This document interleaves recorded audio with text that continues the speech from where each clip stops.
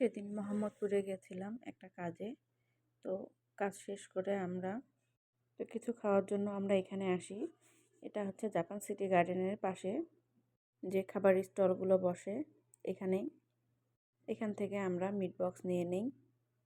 এখানে অনেক কিছুই পাওয়া যাচ্ছিল, কিন্তু আমার ইচ্ছা করতেছিল আমি মিট বক্সটাই ট্রাই করি। এই তো আমার মিট বক্স চলে এসেছে। দেখতে কত লোভনীয় এবং খেতেও আমার বেশ ভালো লেগেছে। এই যে আমি ট্রাই করছি। মজা ছিল মিট বক্সটা।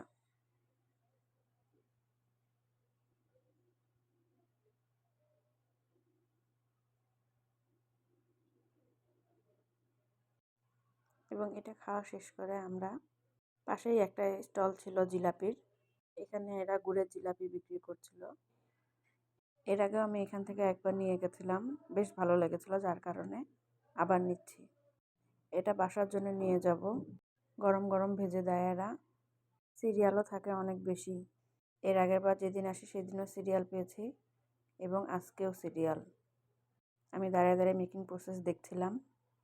বেশ লোভনীয়। আমার তো গুড়ের জিলাপি খুব ভালো লাগে। জিলাপি নেওয়া শেষ হয়ে গেলে আমরা যাই বাইকের তেল ভরতে। আমার জামাই সব জায়গার তেল নেয় না, হাতে গোনা কয়েকটি পাম্পের তেল শুধুমাত্র নেয়, কারণ সব পাম্পের তেল ভালো হয় না।